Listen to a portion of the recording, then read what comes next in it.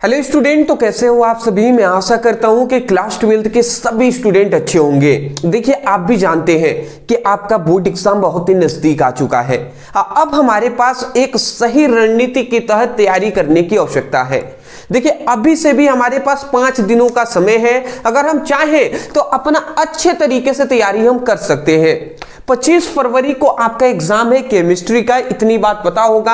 आपको पता है, क्या पता है जी, कि 70 नंबर का आपका क्या होता है, प्रश्न पत्र आता है, जिसमें से लगभग हम कह सकते हैं कि 50 नंबर का, 50 अंक का केवल आपसे क्या पूछा जाता है, परिभाषा, नियम, सिद्धांत और प्रयोगशाला विधि, औद्योगिक विधि, रासायनिक अभिक्रियाएं, ये सब 50 नंबर के पूछे जाते हैं। और हम ये कह सकते हैं कि लगभग 20 नंबर का आपको क्या पूछा जाता है, 20 अंक का ओनली आपसे पूछा जाता है न्यूमेरिकल पूछा जाता है। 20 नंबर में न्यूमेरिकल प्लस रिएक्शन भी हम कह सकते हैं। 20 नंबर का न्यूमेरिकल और रिएक्शन पूछा जाता है। तो इसका मतलब हमारे लिए, हमारे बोर्ड एग्जाम के लिए न्यूमेरिकल भी इंपॉर्टेंट है। अब आता है कि सर न्यूमेरिकल तो बहुत सारे हैं, हम किसको पढ़ें। तो न्यूमेरिकल आपको आज की इस वीडियो में जो हम प्रोवाइड कर रहे हैं ना, केवल उतना ही पढ़ना है। एक बार और कह दूं कि जितना हम प्रोवाइड कर रहे हैं, इसी टाइप के क्वेश्चन को पढ़ना है और सॉल्व करना है आपको। ठीक है ना। चलिए जी, तो ज्यादा देर ना करते हुए आपको हम शुरू करते हैं। ठीक है ना, ज्यादा हम वेट नहीं कराएंगे यहां पे, अब फटाफट अपने क्वेश्चन की ओर बढ़ते हैं जी। इससे पहले मैं बता दूं कि देखिए, आप भी जानते होंगे कि बहुत दिनों से हम वीडियो नहीं ला पा रहे थे। आपकी हिंदी और इंग्लिश की उतनी अच्छे से तैयारी हम नहीं करा पाए अंतिम समय में, जितना हमें कराना चाहिए था।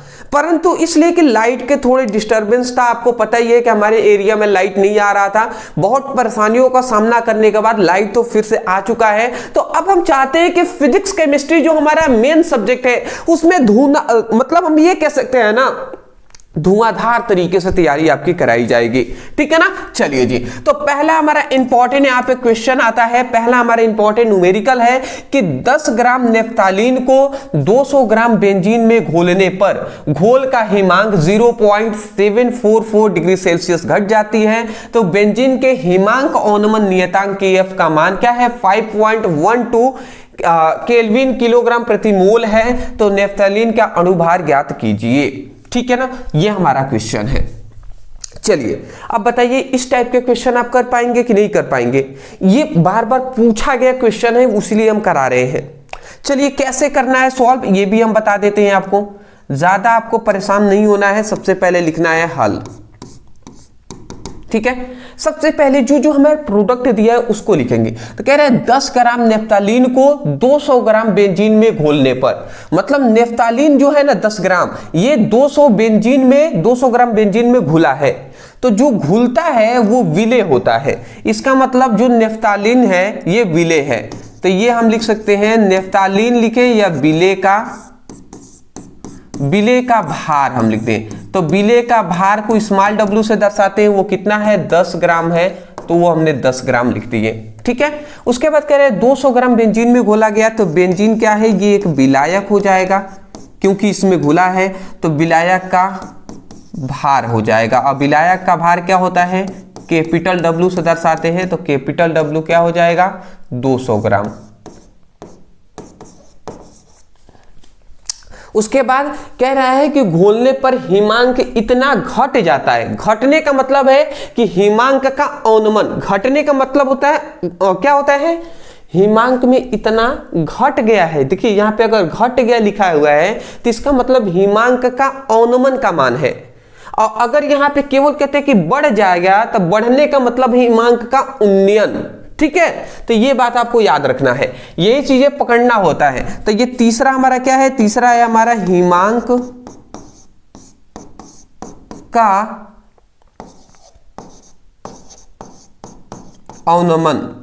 तो हिमांक का अवनमन जो हो जाएगा वो TF हो जाएगा। और ये क्या हो जाएगा, 0.744 डिग्री सेल्सियस। ये हमारा हो गया। उसके बाद बेंजीन का हिमांक अवनमन नियतांक का मान इतना दिया है। तो ये भी लिख देंगे, हिमांक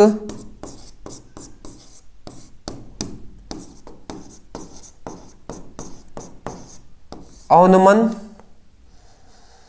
नियतांक, तो ये हमारा हो जाएगा KF।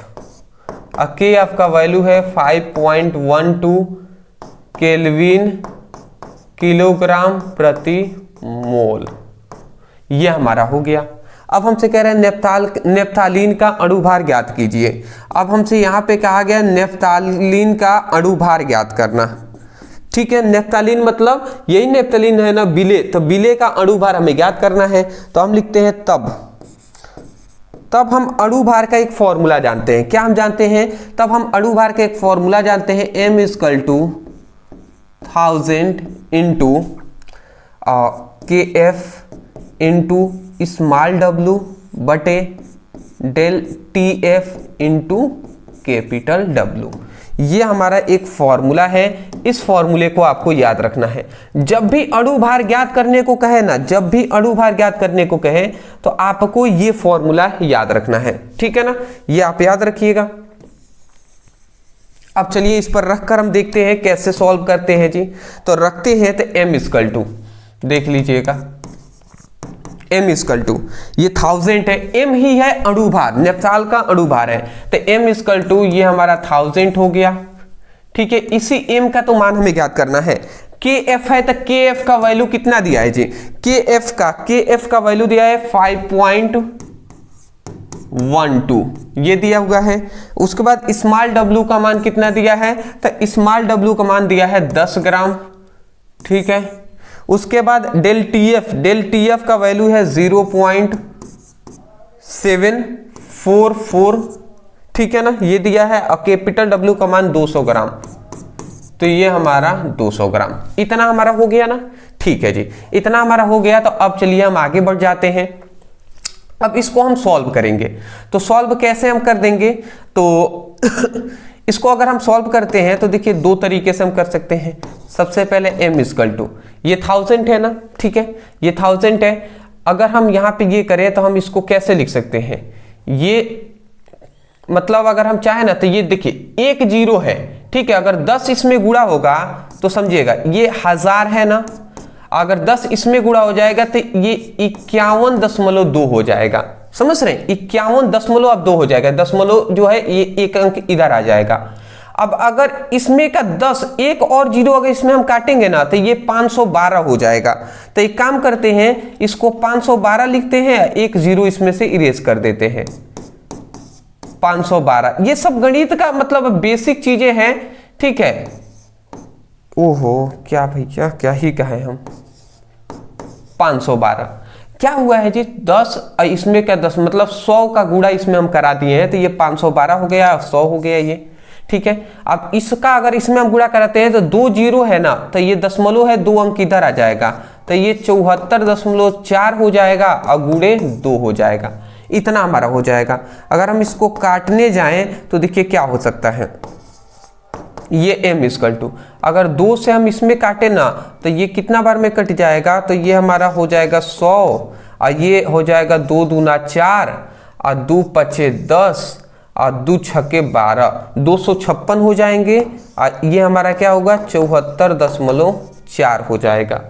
अब अगर हम इसका इसमें गुणा करा देते हैं तो ये जानते हैं क्या हो जाएगा? M = ये अगर इसमें गुणा करा देते हैं तो 256 है, ये 2 0 है तो 2 0 इसमें हो जाएगा और ये 74.4 हो जाएगा। तो या तो आप उत्तर इतना ही आप बोल दीजिए, इतना। ठीक है ना, इतना आप उत्तर बोल दीजिए, आपका आंसर सही हो जाएगा, 100% सही है। ठीक है ना, ऐसे आप इतना लिख दीजिएगा। ठीक है, या इसको आप चाहें तो दशमलव के रूप में भी आप लिख सकते हैं। ठीक है ना, 344 ठीक है ना, 300 अगर इसका भाग देते हैं तो ये आ जाएगा 344.086 ग्राम प्रति मोल। ठीक है ना, तो ये देखिए चुपचाप अगर आप इतना भी लिख देते हैं ना, इतना तक भी अगर सॉल्व कर देते हैं 100% फुल नंबर मिलेंगे, या आप इतना भी आंसर दशमलव में भी बता सकते हैं। कोई भी दिक्कत वाली बात नहीं है, ज्यादा हार्ड नहीं है। अगर आप एक सिस्टमैटिक जानेंगे कि ये सभी वैल्यू, सबसे पहले तो पहचानना सीखिए कि कौन किसका वैल्यू है। इतना अगर आप समझ जाते हैं, फॉर्मूले पर रखेंगे, न्यूमेरिकल सॉल्व हो जाएगा। स्क्रीनशॉट, आगे बढ़ेंगे। अच्छी बात है। एक एक क्वेश्चन को आज पूरी किताब से हम देखने वाले हैं। ये हम तैयारी किसके लिए करा रहे हैं? 25 फरवरी को पेपर में ऐसे ही प्रश्न आएंगे आपके, ये याद रखिएगा, पहले ही हमने ऊपर लिख दिया है, ठीक है ना। चलिए अगला आता है हमारा इंपॉर्टेंट क्वेश्चन आता है कि 95% एथेनॉल द्रव्यमान द्वारा, ठीक है ना, मतलब 95% इसका द्रव्यमान, ऐसे हम कह सकते हैं। तो एथेनॉल युक्त रेक्टिफाइड स्पिरिट में एथेनॉल और जल का मोल भिन्नता ज्ञात कीजिए। मतलब एथेनॉल का भी हमें ज्ञात करना है और जल का भी मोल भिन्नता ज्ञात करना है। मोल भिन्नता को ही मोल प्रभाज कहते हैं, इतना तो बेसिक आप जानते ही हैं, ठीक है। तो अब हम लिखते हैं यहाँ पे हल में, देखिए क्या लिखते हैं। तो यहाँ पे 95% एथेनॉल है, तो हम क्या लिखते हैं यहाँ पे एथेनॉल। जब भी आपको ऐसे देना, देखिए यहाँ पे क्या कह रहा है कि 1 विलियन है, एक बड़ा सा बर्तन है, इस बर्तन में देखिए क्या क्या है। यहाँ पे इस बर्तन में कह रहा है कि एथेनॉल है, एथेनॉल के साथ इसमें जल भी है, ठीक है ना। एथेनॉल है और जल, इसलिए एथेनॉल और जल का मोल भिन्नता ज्ञात करने को कह रहा है। तो एथेनॉल और मोल है, तो इसमें कह रहा है कि 95% जो है वो एथेनॉल है, तो टोटल होते हैं 100%। तो इसका मतलब 95 एथेनॉल है, तो और क्या है 5% न जल होंगे, क्योंकि ये सभी मिलाकर तो 100% ही होंगे, जाहिर सी बात है, ठीक है। इतना बेसिक बात हम जानते हैं। तो अब लिखेंगे कि एथेनॉल का हम मान लेते हैं, क्योंकि द्रव्यमान द्वारा कहा गया है ना, तो द्रव्यमान का मात्रा क्या होता है? ग्राम होता है, तो हम ग्राम में मानेंगे कि एथेनॉल का जो भार है वो कितना है? 95 ग्राम है, और जल का जो भार है वो 5 ग्राम है। इस तरीके से मानकर सॉल्व करते हैं। जब भी परसेंटेज में देना, इसी प्रकार सॉल्व कीजिएगा। तो परसेंटेज में दिया है तो क्या हुआ, बट हम इसको लेंगे क्या? ग्राम में। एथेनॉल का भार जो दिया है वो कितना दिया है? 95, ठीक है ना, सॉरी, एथेनॉल का भार दिया है 95% दिया है, तो इसको हम ग्राम में लिख दिए। और जल का भी भार यहीं पे हमारा मिल जाता है, जल का भार भी हमें मिल जाता है, वो कितना है? 5 ग्राम। तो देखिए हमारा दोनों का भार निकल गया। अब दोनों का ना हम क्या निकाल लेते हैं? दोनों का हम अणु भार निकाल लेते हैं, ठीक है ना। दोनों का हम क्या करते हैं? दोनों का भार निकाले हैं ना, तो इसका अणु भार भी निकालना जरूरी है। क्यों जरूरी है वो अगर आपको आगे में समझा दूं, चलिए हम निकाल दे पहले क्या। तो एथेनॉल का अणु भार, चलिए हम ऐसे निकाल देते हैं। जब ये दो चीजें हमें दिया हुआ है, इतनी तो क्लियर आपको हो गया। तो दोनों का हम मोल प्रभाज निकालेंगे, मतलब सॉरी मोल निकालेंगे। तो सबसे पहले हम एथेनॉल का निकालते हैं, एथेनॉल का मोल। तो एथेनॉल का मोल निकालना है, तो एथेनॉल का भार ऊपर लिखेंगे और नीचे हम लिखेंगे अणु भार। यही ना करेंगे जी, बिल्कुल यही करेंगे। तो देखिए एथेनॉल का मोल बराबर भार बटे अणु भार। भार कितना हो जाएगा जी? एथेनॉल का भार हो जाएगा 95 ग्राम, और अणु भार कितना हो जाएगा? तो एथेनॉल का सूत्र क्या होता है? एथेनॉल का सूत्र होता है C2H5OH, यही होता है ना। अगर हम इसका निकालें अणु भार, तो कैसे निकालेंगे? कार्बन की संख्या है तो 2 है, तो 2 लिख दिए। और कार्बन का परमाणु भार कितना होता है? 12 होता है, 6 दूना 12, तो 12 हमने लिख दिया। फिर बीच में प्लस देंगे। हाइड्रोजन की संख्या है 5, हाइड्रोजन का परमाणु भार 1 होता है, तो 1 से गुणा करा देंगे। फिर बीच में प्लस। ऑक्सीजन की संख्या है 1, इसका ऑक्सीजन का परमाणु भार होता है 16, तो 16 कर दिए। फिर प्लस। हाइड्रोजन की संख्या है 1, हाइड्रोजन का परमाणु भार होता है 1, इतना लिख दिए। ये 12 दूना 24 हो जाएगा, 5 एकम में 5 हो जाएगा, 16 एकम में 16 और 1 एकम में 1। तो अब ये कितना हो जाएगा? ये 1 अगर 5 में जुड़ गया तो ये 24 और 6 और प्लस 16, ठीक है, इतना ना। तो अब 24 से 6 कितना हो जाएगा? 30 हो जाएगा, और ये 16, 30 और 16 कितना हो जाएगा जी? 46 हो जाएगा। तो एथेनॉल का अणु भार होगा वो 46 हो जाएगा। तो ये हम लिख देते हैं यहाँ पे 46, ठीक है ना। ये हमने लिख दिया इतना 46, ठीक है। ये अणु भार निकाल दिया। और 46 दूना कितना हो जाएगा? अगर हम इसका सॉल्व करें तो ये क्या हो जाएगा? या तो हम इतना ही लिख दें, और नहीं तो 46 दूना 52 हो जाएगा, ठीक है ना, 92 हो जाएगा। और 92, फिर यहाँ पे दशमलव के रूप में, या तो आप इतना ही लिख दीजिए, ठीक है, या दशमलव के रूप में भी आप इसको लिख सकते हैं, उसका कोई भी दिक्कत वाली बात यहाँ पे नहीं है जी, ठीक है ना। दशमलव के रूप में भी आप लिख सकते हैं, ठीक है। तो 2.05 मोल प्रति ग्राम प्रति मोल, सॉरी ये हमारा मोल है ना, तो 0.5 इतना मोल हो जाएगा। यह हमारा मतलब इतना हमारा मान निकल गया।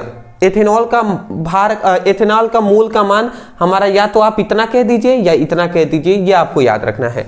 अब ऐसे ही जैसे ये हम निकाला ना, ऐसे ही अब हम क्या निकालेंगे, जल का भी हम मोल निकालेंगे। तो हम लिखते हैं जल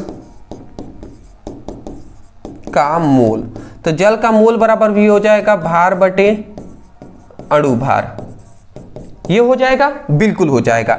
अब भार कितना है जल का, तो 5 ग्राम है, और जल का अणु भार होता है 18। कैसे होता है, तो H2O, हाइड्रोजन की संख्या है 2, हाइड्रोजन का परमाणु भार होता है 1, ऑक्सीजन की संख्या है 1, ऑक्सीजन का परमाणु भार होता है 16। 2 एकम में 2 और 16 एकम में 16 इक्वल टू होता है 18। 18 हो गया ना बाबू, तो यही 18 क्या हो जाएगा, यही 18 हो जाएगा अणु भार, ठीक है। तो भार बटे अणु भार ये हमने इतना लिख दिया। तो या तो आप इतना भी छोड़ दें, या इसको अगर दशमलव के रूप में भी अगर आप लिखना चाहें तो लिख सकते हैं। क्या लिख सकते हैं जी, लिख सकते हैं 0.278। आप भाग देकर देख लीजिए, इतना आपका आ जाएगा, ठीक है ना, इतना आपका आ जाएगा। ये हमारे इतना क्या हो जाएगा, मोल हो जाएगा। अब देखिए हमने क्या किया है, हमें दिया गया था क्वेश्चन में केवल एथेनॉल का भार और जल का भार इतना दिया गया है, यह हमने 2 ज्ञात किया। अब हमें क्या ज्ञात करना है, हमें एथेनॉल कहें या एथेनॉल का मोल भिन्नता, और दूसरी बात जल का भी मोल भिन्नता ज्ञात करना है। यही 2 चीजों का ज्ञात करना है ना। तो सबसे पहले हम क्या करते हैं, अब देखिए अब क्या करते हैं, यह हमारा एथेनॉल का मोल है, यह हमारा जल का मोल है। अगर हमसे कह दे कि कुल मोल बताइए, तो कुल मोल बराबर कितना हो जाएगा, तो कुल मोल के लिए हम एथेनॉल और जल दोनों के मोलों को जोड़ देंगे। तो अगर जोड़ेंगे तो ये क्या हो जाएगा, 2.065 हो जा रहा है, और ये कितना हो जाएगा, 0.278 हो जाएगा। इतना हो रहा है ना। तो 8 5 कितना होता है, अगर हम इसको देखें तो 8 और 5, 8 4 12, 1 13 का 3 हासिल 1 हो जाएगा, और 6 2 12 1 13, 13 1 14 के 4 हासिल 1 हो जाएगा, और 2 1 3 हो जाएगा, और 0.2 हो जाएगा।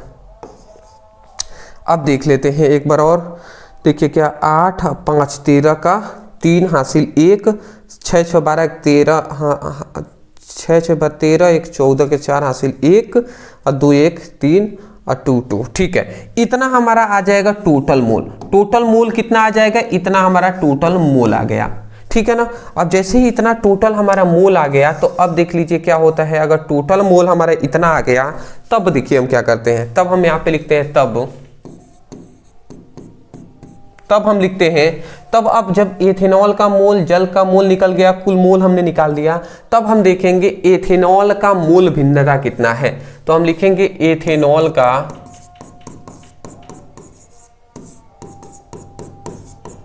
मोल प्रभाज। तो एथेनॉल का मोल प्रभाज इक्वल टू क्या होगा, एथेनॉल का मोल प्रभाज का फॉर्मूला होता है, देखिए मोल प्रभाज इक्वल टू होता है, जिसका आप ज्ञात कर रहे हैं ना उसका मोल लिखते हैं ऊपर। तो एथेनॉल का मोल ऊपर लिखेंगे, एथेनॉल मोल लिख दे रहे हैं ओनली, एथेनॉल का मोल लिखेंगे ऊपर, और नीचे आप क्या लिखेंगे, नीचे लिखेंगे कुल मोल लिखेंगे नीचे, ठीक है। ये फॉर्मूला होता है, ये फॉर्मूला होता है, इस फॉर्मूले को आपको याद रखना है, ठीक है ना बाबू, इस फॉर्मूले को याद रखेंगे। तो अगर हम मोल प्रभाज एथेनॉल का हम ज्ञात करें, तो यह क्या हो जाएगा, एथेनॉल का मोल कितना है, एथेनॉल का मोल है इतना, तो 2.065 इतना हमने लिख दिया। और कुल मोल कितना है, कुल मोल हमने निकाला है 2.34 और 3। तो ये हमारा इतना हमारा टोटल आ गया। अब ये 1 से भी कम बार में ये हमारा जाएगा जी, 1 से भी कम बार में ये हमारा सॉल्व हो पाएगा। तो अगर हम इसको सॉल्व, अगर इसको या तो आप इतना ही देखिए, दशमलव में बहुत सारे स्टूडेंट है जिनको भाग देना नहीं आता, मैं समझ सकता हूं उनकी बातों को। तो आपको क्या करना है, इतना ही आपको छोड़ देना है, ठीक है ना। इसका कोई मात्रक नहीं होता है मोल प्रभाज का, तो सिर्फ इतना ही आपको लिख कर ऐसे आंसर छोड़ देना है, ठीक है। या अगर आपको आता है तो इसके बाद आप इसका एक लाइन और अगर आगे चाहें तो आगे आप बढ़ा सकते हैं। क्या बढ़ा सकते हैं, 0.8813, तो इतना आप आंसर लिख दीजिएगा, ठीक है, भाग देकर, ठीक है, इतना आ जाएगा, आप चेक कर लीजिएगा, ठीक है, या लिख दीजिए। तो एथेनॉल का हमने मोल प्रभाज ज्ञात कर लिया है, एथेनॉल का मोल भिन्नता कहें या मोल प्रभाज। अब आता है जल का, तब हम लिखेंगे तब जल का,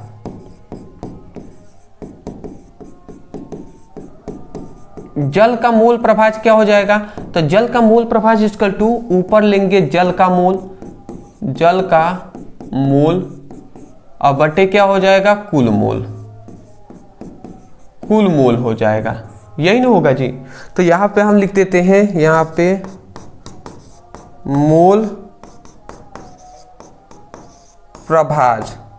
मोल प्रभाज इक्वल टू जल का मोल कितना हो जाएगा, तो जल का यहाँ पे मोल हो जाएगा, जल का मोल, देखिए जल का मोल कितना हमने ज्ञात किया है, इतना हमने ज्ञात किया है, तो 0.278, ये इतना हमने लिख दिया। अब कुल मोल कितना हो जाएगा, तो कुल मोल है 2.343 हो जाएगा, इतना हो गया। तो या तो आप इतना ही आंसर लिख दीजिए, कोई भी दिक्कत वाली बात नहीं है, या अगर आपको दशमलव में लिखना है तो इसको आप लिख लीजिएगा 0.1187, इतना आप लिख लीजिएगा, ये आपका आंसर हो जाएगा, ठीक है। कोई भी दिक्कत वाली बात नहीं है दोस्त, मतलब थोड़ा बहुत तो गणना आपको आना भी चाहिए, गणना करना आप जानते हैं तो अच्छी बात है। देखिए हम बहुत ही स्पीड के साथ नहीं चल रहे हैं, हम इजी वे में चल रहे हैं जिससे आपको समझ में आता चले, ठीक है। इजी वे में एक बार आप सिंपल में थोड़ा समय लगे पर देख लेंगे, क्लियर हो जाएगा। इस टाइप के क्वेश्चन को आप प्रैक्टिस करेंगे तो बिल्कुल आपको न्यूमेरिकल की और वीडियो देखने की आवश्यकता ही नहीं है, मैं इतना कह रहा हूं। इसलिए हम थोड़ा धीरे धीरे चलकर आपको सब बातें बता रहे हैं। स्क्रीनशॉट ले लीजिए, ठीक है जी, अच्छी बात है। नेक्स्ट अपने क्वेश्चन की ओर बढ़ रहे हैं। इस टाइप के क्वेश्चन बहुत पूछे गए इसलिए हम बता रहे हैं।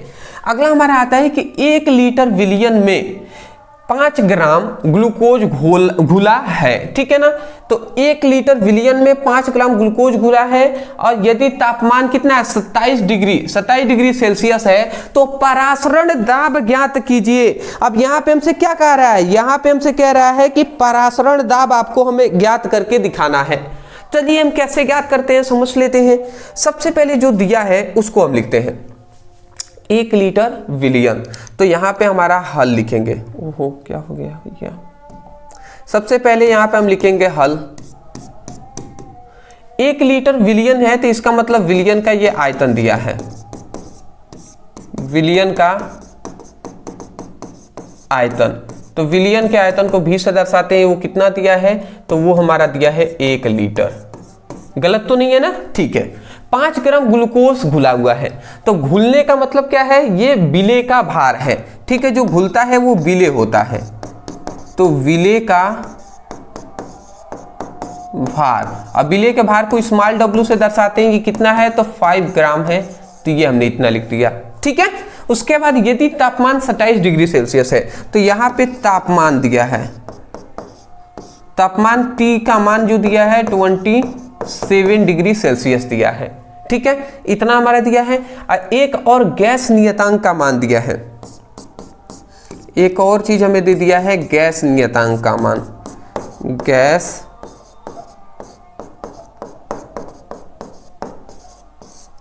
नियतांक। तो गैस नियतांक R का जो मान है वो कितना है जी, 0.0821, ठीक है ना। यह हमारा इतना लीटर एटीएम प्रति मोल इंटू केल्विन, यह हमारा इतना गैस नियतांक का मान दिया है। हमसे क्या कह रहा है, परासरण दाब ज्ञात करने के लिए, परासरण दाब ज्ञात करने को कह रहा है ना, तब हम लिखेंगे तब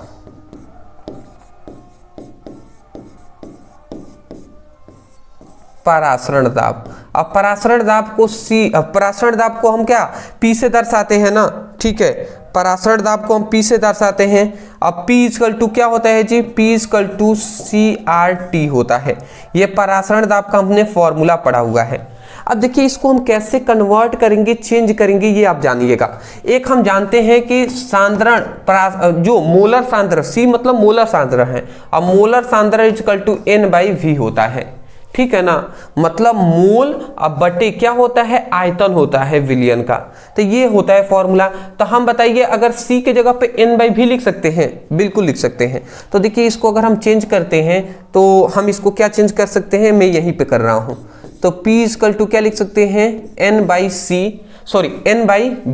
N/V लिख देंगे और फिर R और T है तो RT लिख दिए। इतना हम लिख सकते हैं ना। फिर इसके बाद और हम क्या चेंज कर सकते हैं ये भी जानिए। अब देखिए यहाँ पे जो N है ना, N है यहाँ पे, C इक्वल टू N अभी है।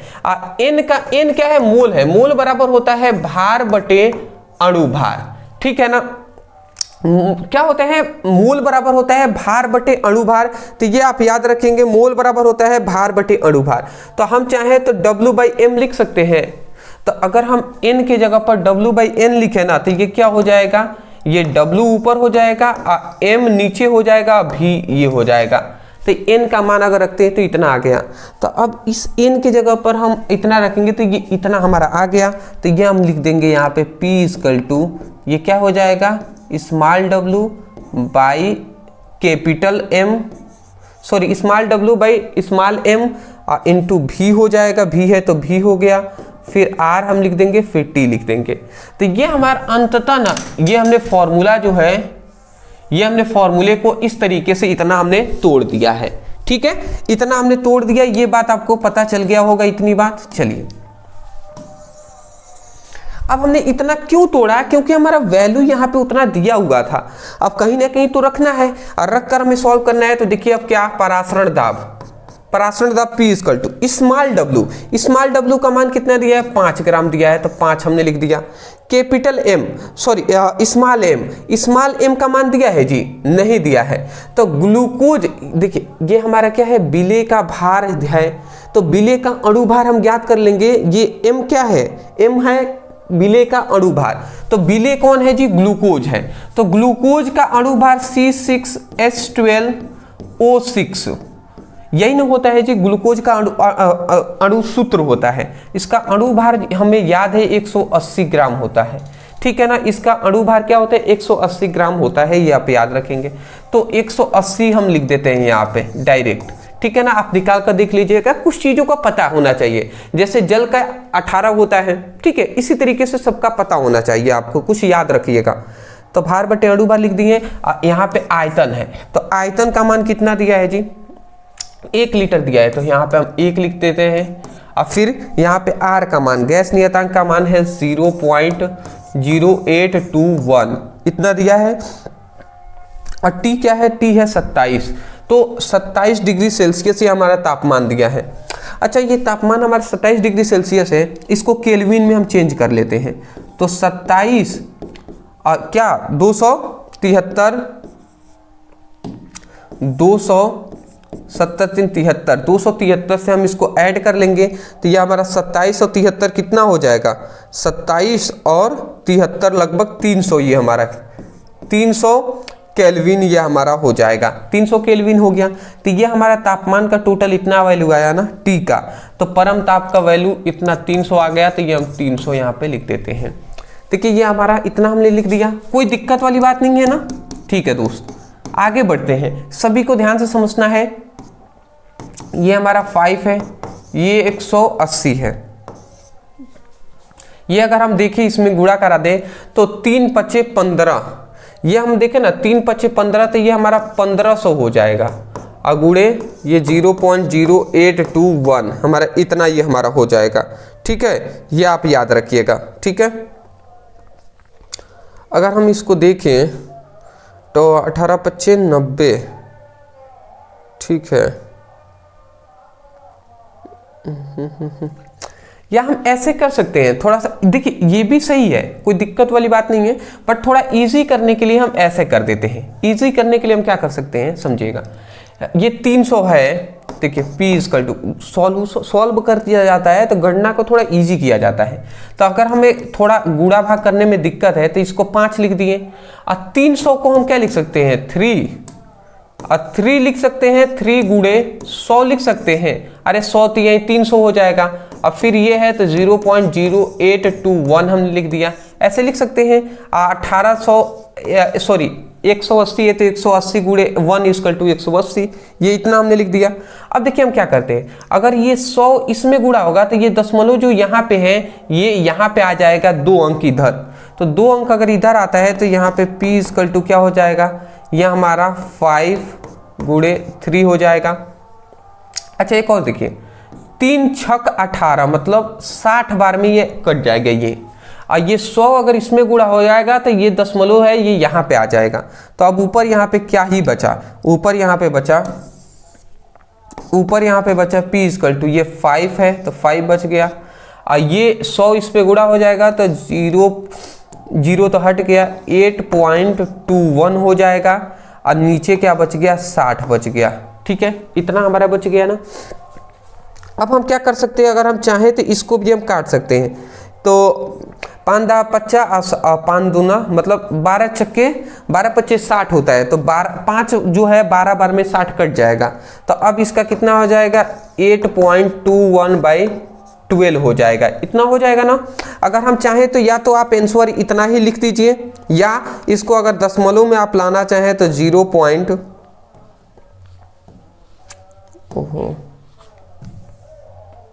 इसको दशमलव में लाना चाहें तो 0.6684 इतना आपका आंसर हो जाएगा। ठीक है ना, ये आप याद रखेंगे, इतना आप आंसर कर दीजिए, या तो आप यहीं पे लिख दीजिए इतना आंसर, या आप यहाँ तक लिख दीजिए, दोनों ही सही है, कोई दिक्कत वाली बात नहीं है।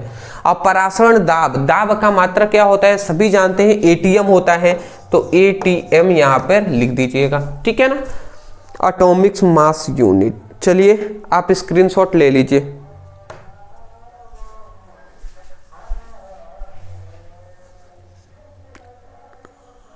ठीक है,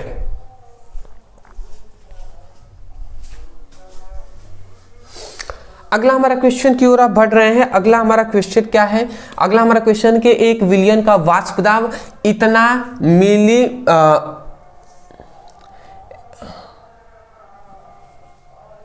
मतलब mmHg है। ठीक है, अच्छा मिली जबकि शुद्ध विलायक का वाष्प दाब इतना है, तो विलय का मोल प्रभाज ज्ञात कीजिए।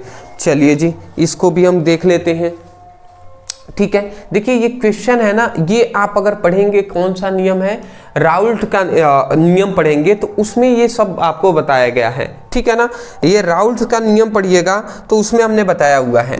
चलिए बट इसको भी सॉल्व करते हैं, बहुत बार पूछा गया है। तो 1 विलियन का वाष्प दाब इतना हमें दिया है, तो ये विलियन का दिया है, यही आपको ध्यान देना है कि ये विलियन का वाष्प दाब दिया है, और जबकि शुद्ध विलायक का एक वाष्प दाब दिया है इतना। हमसे कह रहा है कि विलायक का ही मोल भिन्नता ज्ञात करना है। ठीक है, हमसे क्या कह रहा है कि ये जो विलायक है ना, इसका मोल भिन्नता हमें ज्ञात करना है। ठीक है, चलिए तो हम यहाँ पे लिखते हैं, सबसे पहले जो दिया है,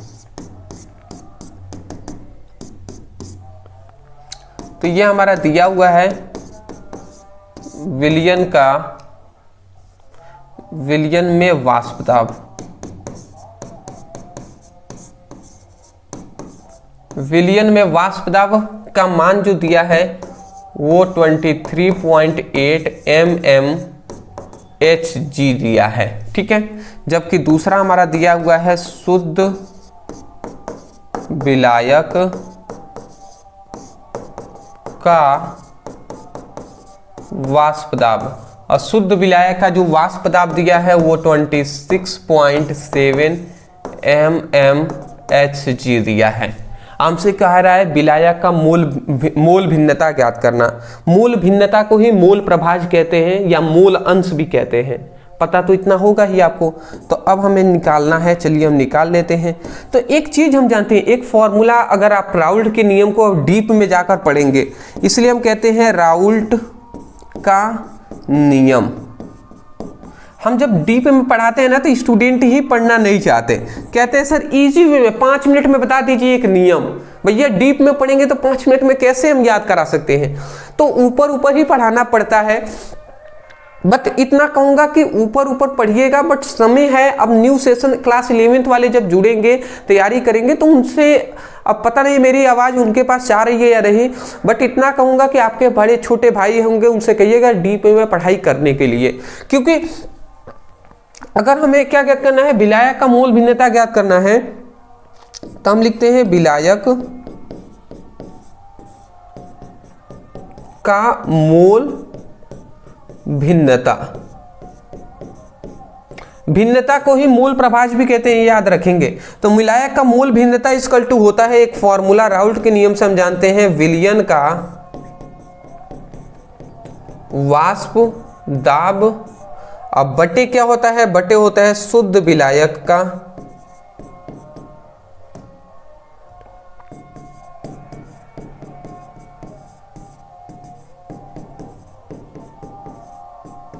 शुद्ध विलायक का वाष्प दाब, ये होता है जी, ठीक है, ये होता है, ये आपको याद रखना है। अब बहुत सारे स्टूडेंट ये तो फॉर्मूला ही नहीं आज तक देखे होंगे, तो उनके लिए ये क्वेश्चन सॉल्व करना सोच लीजिए कितना कठिन है। बट अगर ये फॉर्मूला याद है तो देखिए कितना आसानी से हो जाएगा। मूल भिन्नता इक्वल टू, अगर इसका मान रखें तो विलयन का वाष्प दाब कितना दिया है, तो ये हमारा दिया है 23.8 दिया है, और शुद्ध विलायक का वाष्प दाब दिया है 26.7 दिया है। इतना हमने मान रख दिया। अब इतना मान रखकर इसको अगर हम सॉल्व करते हैं तो कितना आ जाएगा, दशमलव में आएगा ना, 26 अधिक है तो ये दशमलव में 0.891, यह हमारा इतना आ जाएगा जी। अब मूल प्रभाज का या मूल भिन्नता का कोई मात्रक नहीं होता है, तो मात्रक आप नहीं लिखेंगे, ये आपका उत्तर हो जाएगा। कोई दिक्कत है जी क्या? कुछ इस क्वेश्चन में कुछ था?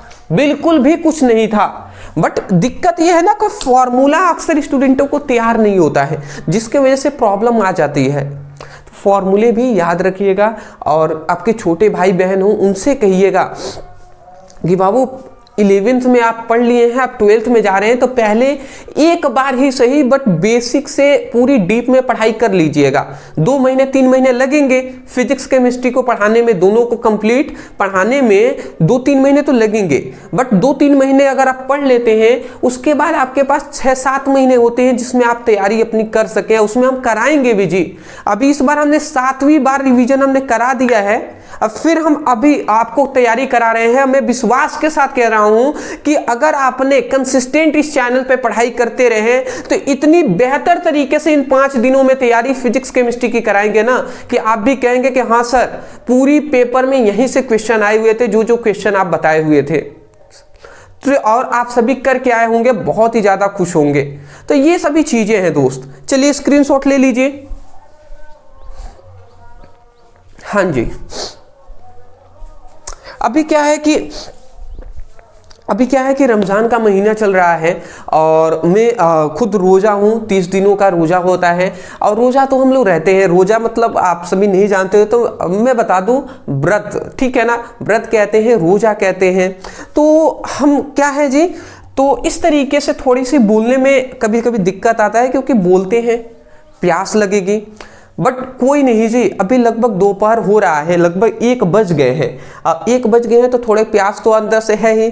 अब धीरे धीरे बोल रहे हैं तो लग भी सकता है, तो थोड़ा हम स्लो ही बोलेंगे, बट आपको क्लियर आनी चाहिए। और मैं स्लो क्या, मेरे से स्लो हो ही नहीं पाएगा। मैं कितनी भी स्लो बोलूँ ना, फिर तेज बोलता ही चलूँगा, अगर माइक अच्छा हुआ तो, ठीक है। प्रथम कोटि की अभिक्रिया का अर्ध आयुकाल इतना मिनट दिया हुआ है, 60 मिनट। तो कितने समय में अभिक्रिया 90% भाग पूर्ण होगा? अब 90%, 90% भाग कैसे पूर्ण होता है, कंप्लीट कब होगा, ये हमसे पूछा जा रहा है, कितने समय में। चलिए तो हम निकाले। तो यहाँ पे हमारा सबसे पहले 2 चीजें दिया हुआ है। एक तो हमारा क्या दिया हुआ है, अभिक्रिया की, प्रथम कोटि की अभिक्रिया की अर्ध आयुकाल। तो हम लिख देते हैं अर्ध आयु। अर्ध आयु काल हम कह देते हैं, अर्ध आयु काल को हम t½ से प्रदर्शित करते, इसका मान दिया है 60 मिनट, ठीक है, ऐसे शॉर्ट में लिख दिया, ठीक है। उसके बाद 60 मिनट दिया है ना, तो अर्ध आयु काल दिया है, तो प्रथम कोटि की अभिक्रिया के लिए एक फॉर्मूला होता है, प्रथम कोटि की अभिक्रिया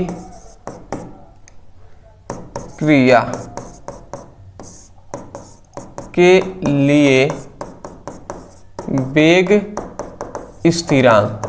अब प्रथम कोटि की अभिक्रिया के लिए वेग स्थिरांक का मान होता है 0.693 बाई टी हाफ, मतलब 0.693 बाई टी हाफ होता है, इतनी बात पता है। और यहाँ पे इतना बाई टी हाफ ये हमारा होता है 0.693 बाई टी हाफ, ये वेग स्थिरांक है, ये अर्धायुकाल है। अब टी हाफ को अगर हम यहाँ पे अगर सॉल्व कर लेते हैं तो k इक्वल टू ये 693 है और यहाँ पे टी हाफ का मान दिया है 60 सेकेंड। अब बताइए भाग देंगे तो कितना बार में चला जाएगा, आप बताकर हमें बताइए। गणना कर लेंगे, आप गणना कर लेंगे ना, कोई दिक्कत वाली तो बात नहीं है इसमें, ठीक है। और नहीं आ रहा है तो भैया अब मैं इतना ही कहूँगा कि गणना करने आपको आनी चाहिए, ठीक है ना, गणना आपको करनी आनी चाहिए। आप गणना ज़रूर कीजिएगा, गणना आप ज़रूर सीख लीजिएगा, अगर नहीं सीखे हैं तो बट कीजिएगा ज़रूर, ठीक है ना। चलिए तो देखिए, चलिए हम इसको करके दिखाते हैं आपको। अगर हम इसको करते हैं तो देखिए क्या कर सकते हैं। ये अगर हम दोनों में ऊपर में और नीचे में 10-10 का गुणा कराते हैं तो ये अगर 10 का गुणा कराते हैं तो क्या हो जाएगा, मैं यहाँ पे सिस्टमेटिक करके दिखा रहा हूँ। अगर हम गुणा कराते हैं तो ये देखिए दशमलव जो है ना वो एक अंक इधर आ जाएगा, मतलब 6.93 हो जाएगा, और नीचे क्या हो जाएगा, ये 60 गुणे 10 हो जाएगा, यही ना होगा जी, इतना होगा। अब मैं थोड़ा सा आपको समझाना चाहता हूँ, ये तो 6.93 है, ये हो गया। और देखिए ये अगर हम चाहें 60 को तो 6 गुणे 10 लिख सकते हैं ना, 6 दाम में 60 हो जाएगा, और गुणे एक और 10 है तो ये 10 कर दिए। अब इसका घात 1 है तो अगर हम चाहें तो 6.93 और इसको 6 और गुणे 10 के घात 2 लिख सकते हैं। हर समान हो तो घातों को जोड़ लेंगे तो 1 2 हो जाएगा, तो 10 के घात 2 हो जाएगा। होगा कि नहीं होगा जी, बिल्कुल हो जाएगा। तो अब हम चाहें तो इतना हम लिख सकते हैं।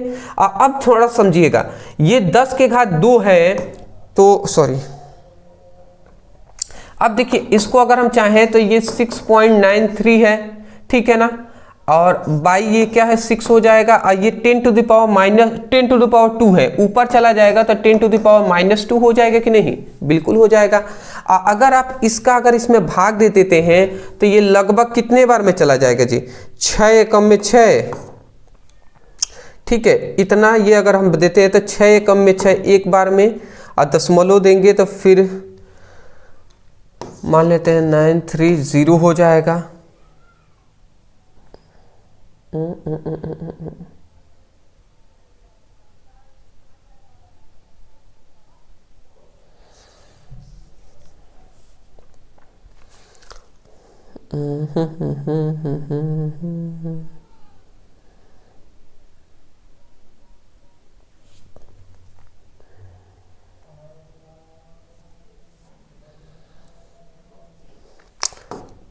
लगभग इतने बार में ऐसे ही कुछ चला जाएगा, मतलब एक बार में तो जाएगा, इतना तो कंफर्म है। अब भाग देकर क्या ही हम टाइम वेस्ट करें। 1 और 6 एकम में 6 और फिर 3 तो 6 6 12 36 18 24 24 25 30 36 6 25 30, मतलब 1.15 इंटू 10 टू द पावर -2, इतना बार में तो ये चला जाएगा। तो देखिए अगर हम कुल मिला जुला कर ये गणना करें तो इतना बार में जाएगा, ये आपको क्लियर हो चुका है। तो सबसे पहले हम ज़्यादा कुछ नहीं करेंगे। देखिए ये 10 में गुणा करा है तो इतना आया है हमारा, और इसको अगर हमने थोड़ा सा सॉल्व किया है तो देखिए 60 को मतलब टोटल मिलाकर इतना हमारा आ गया है 10 के घात 2। तो हम थोड़ा सा इसको इरेज करते हैं। देखिए बाबू इतना, ये सब लाइन को गैपिंग को हटाते हैं और हम ये डायरेक्ट लिखते हैं। ये क्या लिख देंगे जी, 0.93 और बाई टी हाफ के जगह पर 6 इंटू 10 टू द पावर 2 लिख देते हैं। इतना हमने लिख दिया। अब अगर हम इसको दें ऊपर अगर भेज देते हैं तो ये हमारा क्या निकल जाता है, ये हमारा 1.15 इंटू 10⁻⁻², ये इतना हम डायरेक्ट यहाँ पे मान को रखते हैं। देखिए डायरेक्ट हम इसलिए यहाँ पे ज़्यादा कुछ आपको बताया नहीं, क्योंकि मतलब डायरेक्ट क्वेश्चन को बता दिया जाता है, बट मैं चाहता था आपको समझाऊं कि कहाँ से आए हुए हैं, तो इसलिए हमने बेग स्थिरांक का मान हमने यहाँ पे बता दिया। ये हमारा कितने हो जाएगा, सेकेंड इनवर्स, ठीक है ना। अच्छा ये कितना मिनट में दिया है ना, तो मिनट इनवर्स हो जाएगा।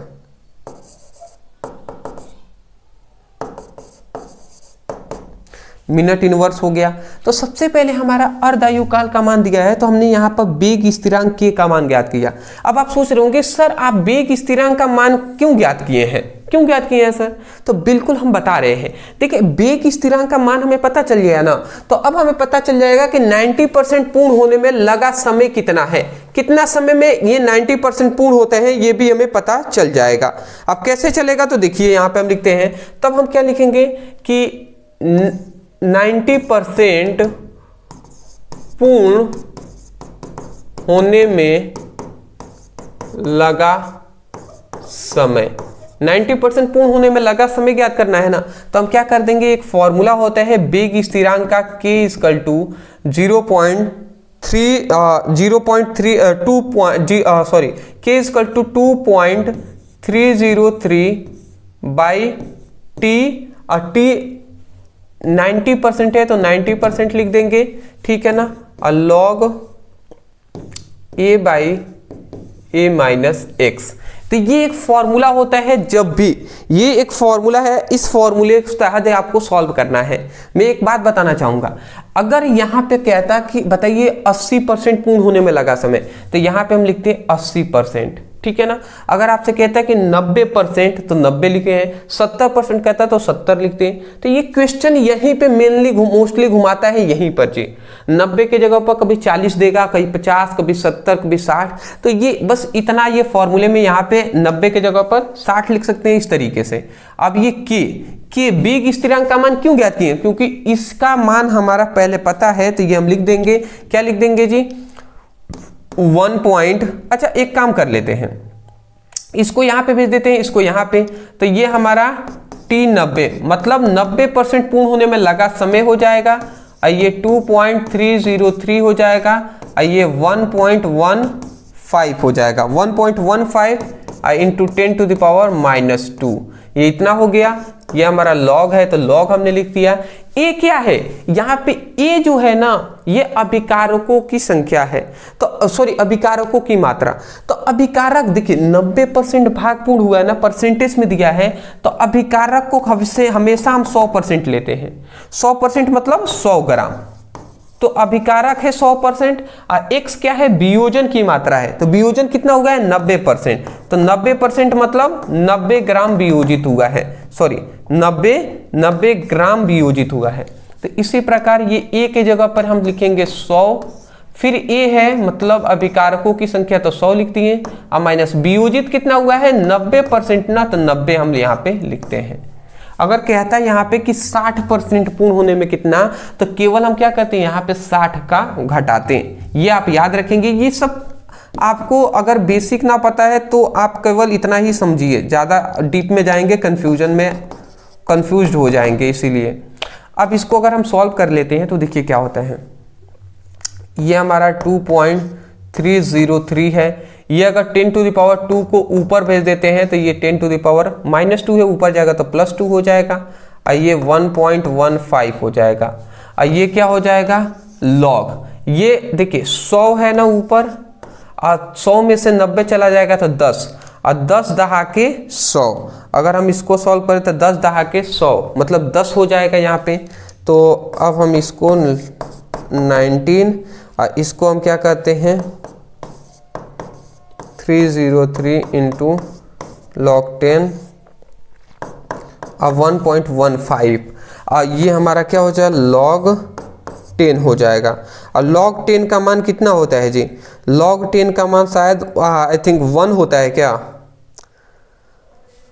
अब log 10 का तो मान मुझे याद नहीं आ रहा है, log 10 का मान शायद 1 ही होता है, ठीक है। देख लीजिएगा, आप चेक कर लीजिएगा, मैं गलत नहीं हूं, तो log 10 का मान 1 ही होता है। तो अगर हम इसको सॉल्व कर लेते हैं तो अब क्या हो जाएगा, log 10 का मान 1 अगर हम सॉल्व कर लेते हैं तो ये क्या हो जाएगा 2 अच्छा ये 10 टू द पावर 2 है ना, 10 टू द पावर 2 है तो 2 का मतलब क्या है, ये जो दशमलव है ये 2 अंक इधर आ जाएगा, तो ये क्या इसका मतलब हो जाएगा, ये दशमलव जो है वो 2 अंक इधर आ जाएगा, तो ये 230.3 हो जाएगा, अब बटे ये 1.15 हो जाएगा, 1.15, और log 10 का मान होता है 1 का कोई लेना देना नहीं है।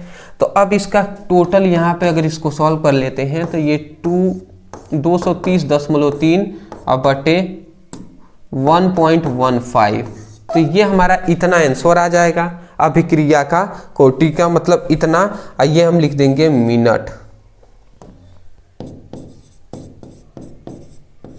ठीक है ना। तो इतना मिनट हमारा लगेगा जी, इतना मिनट लगेगा।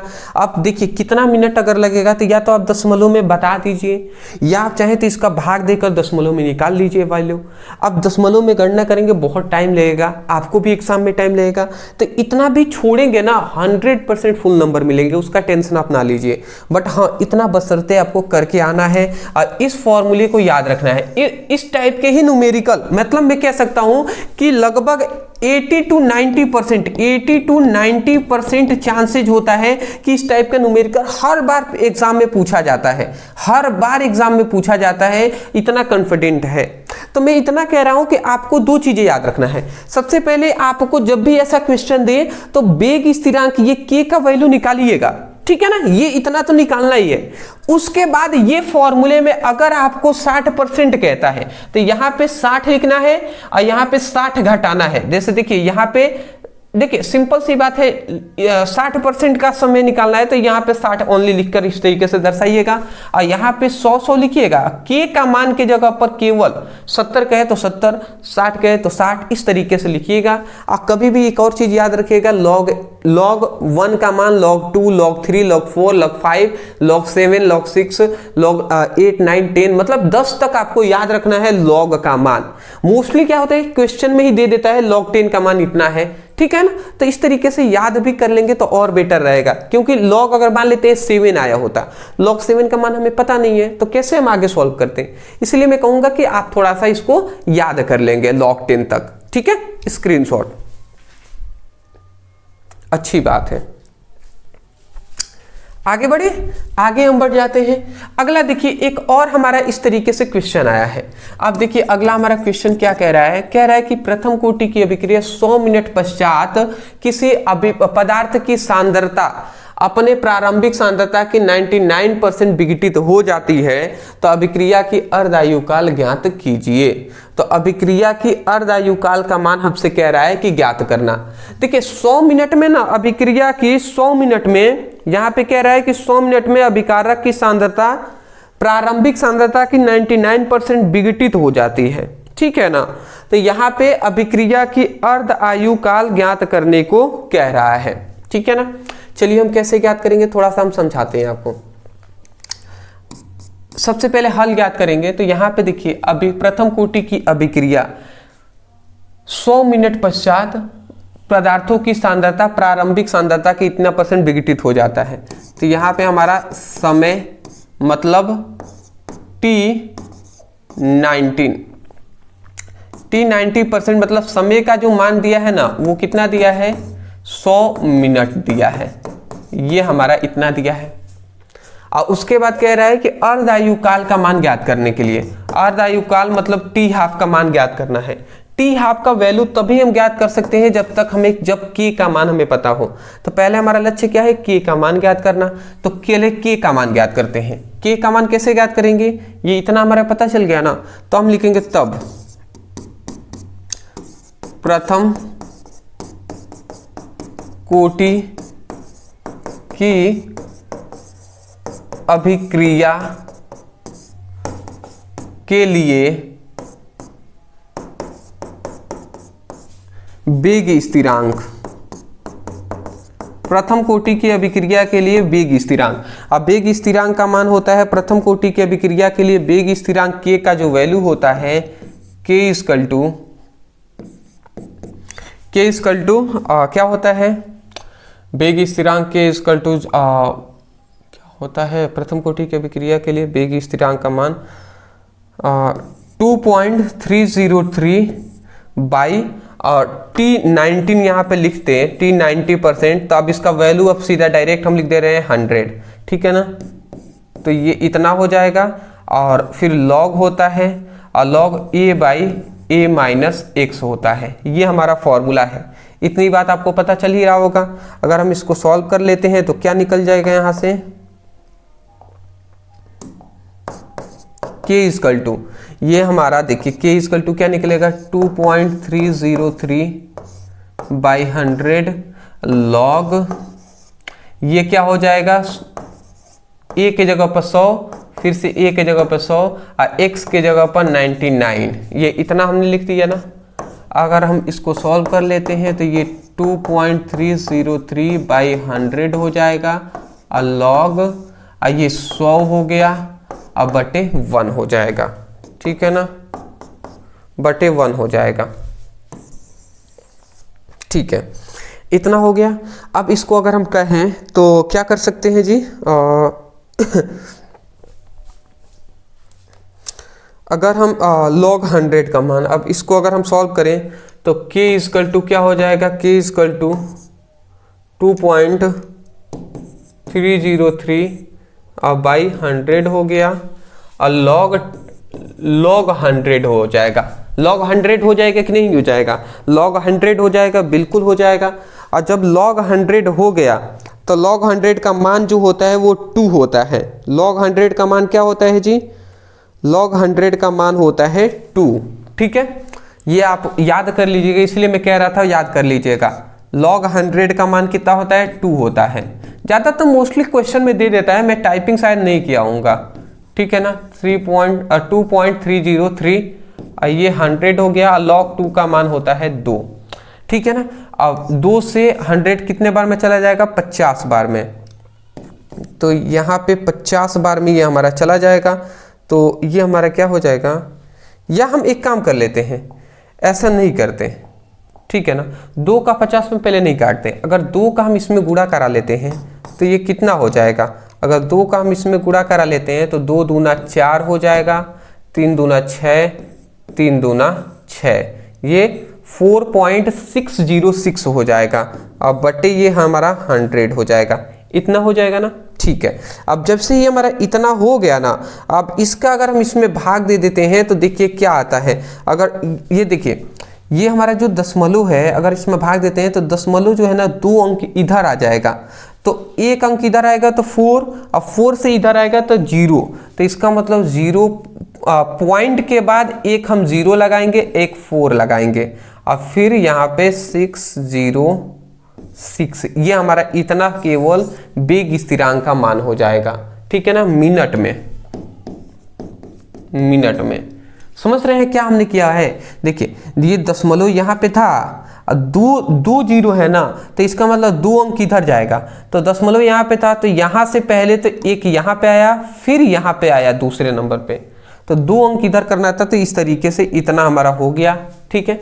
अब देखिए हमने k का मान ज्ञात कर लिए ना, जैसे ही k का मान ज्ञात हो गया तो अब हम निकाल सकते हैं अभिक्रिया के अर्ध आयुकाल। कैसे निकालेंगे, तब हम लिखेंगे तब अर्ध आयुकाल, अर्ध आयुकाल का जो फॉर्मूला होता है वो क्या होता है जी, अर्ध आयुकाल मतलब t हाफ, और t हाफ इक्वल टू होता है 0.693 बाई k होता है, ये हमारा फॉर्मूला होता है। अब सिंपल सा फॉर्मूला पर रख लीजिए, मान निकल जाएगा। अब देखिए t 1/2 ये हमारा 0.04606 हो जाएगा। अब k का वैल्यू, सॉरी मिस्टेक कर दी हमने, ये पहले 0.693 हमने लिख दिया। अब k का वैल्यू इतना आ रहा है ना, इसको हम थोड़ा सा तोड़ लेते हैं, मतलब छोटा कर लेते हैं, तो 0.04 और 6 है ना, तो देखिए अगर ये हमारा हम ऐसे देखते हैं कि ये 6 है, मतलब 5 से अधिक है तो एक इसी में जोड़ देते हैं। अगर 5 से अधिक हो तो एक इसी में जोड़ देंगे, तो ये हमारा कितना हो जाएगा, 0.4 के जगह पर 0.05 ऐसे हम लिख देते हैं। अब देखिए, अब आपको क्या करना है, या तो आप आंसर यहीं पे लिख दें इतना मिनट आप कर दें, या आपको इसको दशमलव के रूप में आपको आंसर गणना कर लेना है। अब मैं गणना करने लगूँ तब दिक्कत लगेगा, भाग देकर केवल आंसर लिख देना है। नहीं आता है तो पहले मोबाइल से करके देख लीजिए, फिर आप प्रैक्टिस कीजिए। प्रैक्टिस जरूरी है दोस्त, ठीक है ना, प्रैक्टिस जरूरी है, यह बात आपको याद रखना है, ठीक है ना। एक और याद रखिएगा, या अगर यहाँ पे मिनट में समय दिया है तो अंत में जो समय का मान होगा वो मिनट में ही होगा। अगर सेकेंड में दिया है तो सेकेंड में ही वैल्यू को आप रखेंगे, ठीक है ना, ये आप याद रखेंगे। तो इस टाइप के क्वेश्चन बहुत बार पूछे गए हैं। देखिए थोड़ा बहुत अंतर है बट उसी टाइप का है ना, उसी टाइप का है। तो ये सभी क्वेश्चन को आपको सॉल्व करने आना चाहिए। चलिए एक और क्वेश्चन आया है, देखिए यहाँ पे कह रहा है कि प्रथम कोटि की अभिक्रिया में 50 सेकेंड में पदार्थों की सांद्रता जो है वो प्रारंभिक सांद्रता की आधी हो जाती है। तो वेग स्थिरांक का मान ज्ञात कीजिए। तो यहाँ पे देखिए 50 सेकेंड में पदार्थों की सांद्रता प्रारंभिक सांद्रता की आधी हो जाती है, मतलब ये जो हमारा समय है ये अर्ध आयु काल का मान है। तो ये हम लिख देंगे अर्ध आयु काल। अर्ध आयु काल ये हमारा 50%, इसका जो वैल्यू दिया है वो 50 सेकेंड दिया है, ठीक है। इतना हमारा दे दिया। हमसे कह रहा है वेग स्थिरांक का वैल्यू ज्ञात कीजिए। तो हम लिखते हैं तब प्रथम कोटि की अभिक्रिया के लिए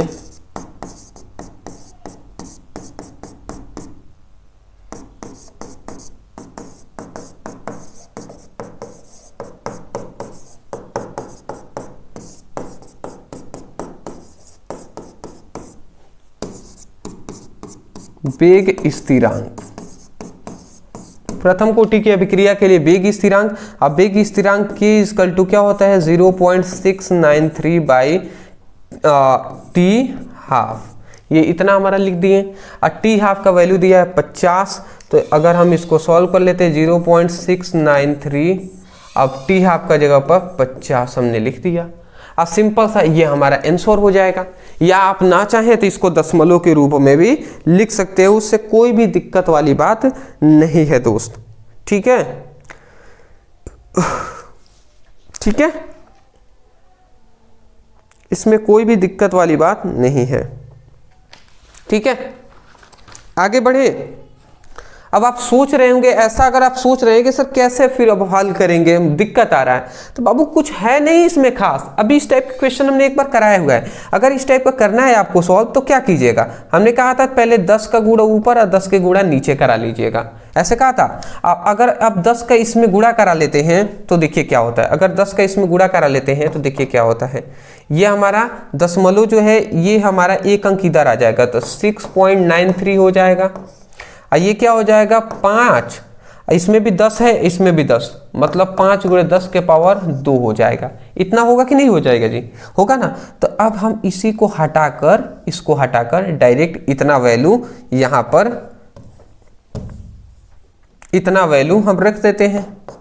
ये हमारा 6.93 अब 5 × 10⁻² हो जाएगा, ठीक है, इतना हो गया।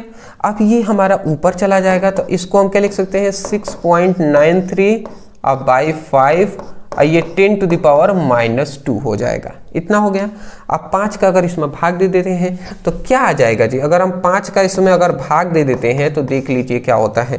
5 एकम में 5 एक बार में तो जाएगा, फिर 1 इसमें बच जाएगा, ठीक है ना। फिर आप दशमलव लेकर बढ़ाएंगे, ठीक है, तो लगभग 5 दूना 10, लगभग 5.5 ऐसे कुछ आ जाएगा, ठीक है, गुणे 10⁻² हो जाएगा। तो ये आप इतना आप लिख देंगे, या आप चुपचाप इतना भी लिख देते हैं ना, और यहाँ पे वेग स्थिरांक का मात्रक आप लिख देते हैं सेकेंड में, सेकेंड इनवर्स, ठीक है ना, सेकेंड इनवर्स लिख देते हैं तो आपका उत्तर सही हो जाएगा। या इतना लिखकर और सेकेंड इनवर्स लिख देंगे तो भी आपका उत्तर 100% में कह रहा हूं कि सही है, कोई दिक्कत वाली बात ही नहीं है यहां पे। ठीक है, ठीक है ना, यह आपको याद रखना है। ठीक है, वैसे यहां पे अगर आप सॉल्व करेंगे तो मैंने देख लिया सॉल्व कराकर, ये आ गया है 1.38। ठीक है ना, 1.38 ये आपका उत्तर आ जाएगा, 1.38 आ जाएगा। अगर आप भाग देकर देख सकते हैं 1.38 इंटू 10⁻², 5 में इतना का भाग देते हैं। तो स्क्रीनशॉट ले लीजिए। बताइए इस क्वेश्चन में कुछ था जी? हाँ, इस क्वेश्चन में कुछ था? नहीं था, बट आप डर रहे थे। चलिए आगे बढ़े। अगला देखिए, एक और क्वेश्चन आ गया है और सब इसी प्रकार एक दूसरे से संबंधित ही है। मैं चाहता हूं इस प्रकार का मतलब 100% फिक्स होता है कि हर बार एग्जाम में आता है इस टाइप के क्वेश्चन, इसलिए मैं इस टाइप के क्वेश्चन करा रहा हूं। और इस टाइप के क्वेश्चन को आपको क्या करना है? प्रैक्टिस करना है। देखिए लगातार अब आपकी वीडियो आएंगी, मैं बता दे रहा हूं। जो भी हमारे स्टूडेंट देख रहे हैं, बायोलॉजी और मैथ का पेपर है आपका 23 तारीख को, ठीक है ना। तो जितने भी बायो के या मैथ के स्टूडेंट है पढ़ाई करें, परंतु बहुत सारे ऐसे भी स्टूडेंट होंगे जो बायोलॉजी या मैथ पर ही फोकस किए होंगे, वो भूल गए कि केमिस्ट्री का पेपर भी आने वाला है 2 दिन बाद।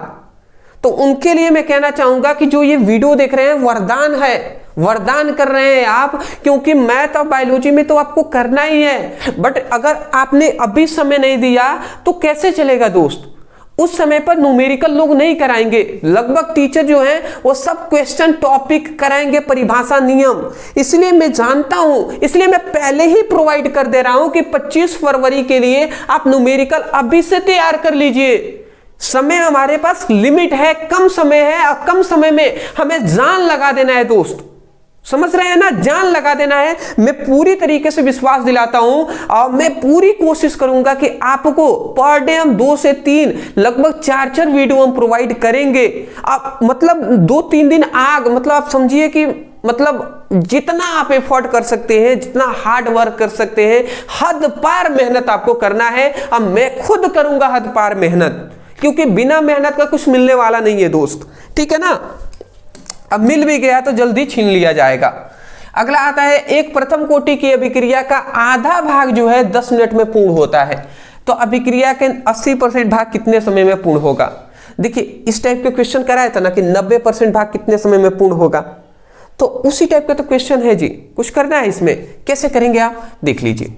सबसे पहले प्रथम कोटि की अभिक्रिया का आधा भाग कह रहा है 10 मिनट में पूर्ण होता है। आधा भाग मतलब ये अर्ध आयु काल का मान दिया है, अर्ध आयु काल मतलब टी हाफ का मान हमारे पास दे दिया है। कितना दे दिया है? 10 मिनट। कोई दिक्कत नहीं है। इस अभिक्रिया का 80% भाग कितने समय में पूर्ण होगा? ठीक है, आधा भाग तो समझ में आ गया, 80% भाग कितने समय में पूर्ण होगा। तब हम लिखेंगे, तब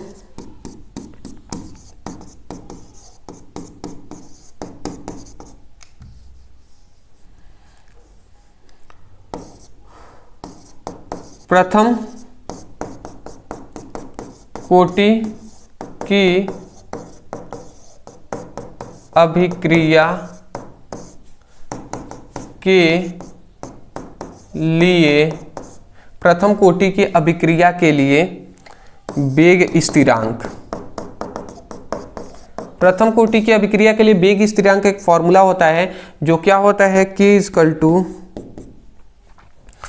प्रथम कोटि की अभिक्रिया के लिए वेग स्थिरांक का मान होता है 2.303 बाई 80% भाग पूर्ण होने में लगा समय ना, तो 80% ऐसे हम लिख देंगे। ठीक है, एक चीज और हम गड़बड़ कर रहे हैं, ऐसे नहीं। पहले एक चीज हमें ज्ञात करना पड़ेगा, की का वैल्यू। अर्ध आयु काल ज्ञात कर लिए तो प्रथम कोटि की अभिक्रिया के लिए अर्ध आयु काल का वेग स्थिरांक K = एक फॉर्मूला होता है 0.693 बाई टी, और टी कितना है? टी हाफ ये होता है। अगर हम इसका थोड़ा सा वैल्यू निकाल लें तो यहाँ पे टी हाफ के का वैल्यू निकालना है 0.693 और टी हाफ का वैल्यू कितना है? 10 मिनट, तो ये 10 हो जाएगा। ये अब कितना हो जाएगा? 6.93 हो जाएगा।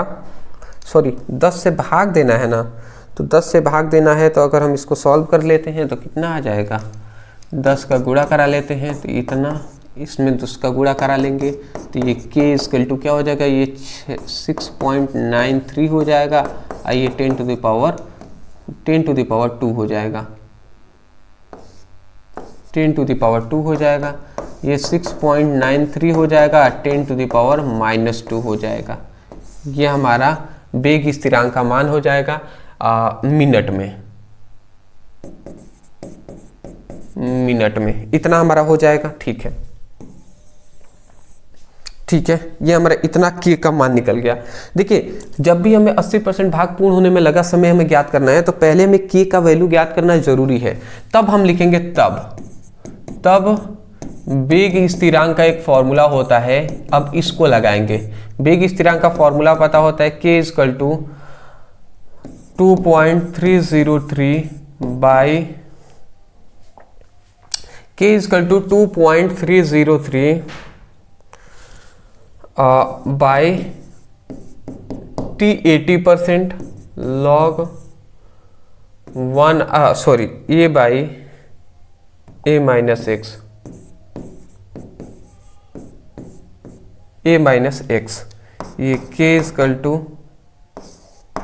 2.303 और ये log 80% का वैल्यू क्या है, log t 80%, ये तो इसका वैल्यू हमें निकालना है ना। देखिए log 80% का वैल्यू हमें निकालना है कि t 80% मतलब 80% भाग पूर्ण होने में लगा समय ज्ञात करना है। तो एक काम कर लेते हैं, ये k का वैल्यू इन दोनों को पक्षांतर कर लेते हैं, ये यहाँ पे चला जाएगा, k यहाँ पे आ जाएगा, ठीक है ना। तो ये हम यही कर लेते हैं, तो ये हमारा t 80% हो गया, ये k नीचे आ जाएगा। अब k का वैल्यू कितना दिया है, k का वैल्यू हमने यहाँ पे ज्ञात किया है, तो यही बात हम यहाँ पे लिख देते हैं, k का वैल्यू लिख देते हैं 6.93 इंटू 10 टू द पावर -2, इतना हमने लिख दिया। फिर यहाँ पे हम लिखना है log, a का वैल्यू कितना दिया, a का वैल्यू है 100, ये है 100 माइनस 80% भाग पूर्ण होने में लगा समय है, तो 80 इसमें से घटा देंगे।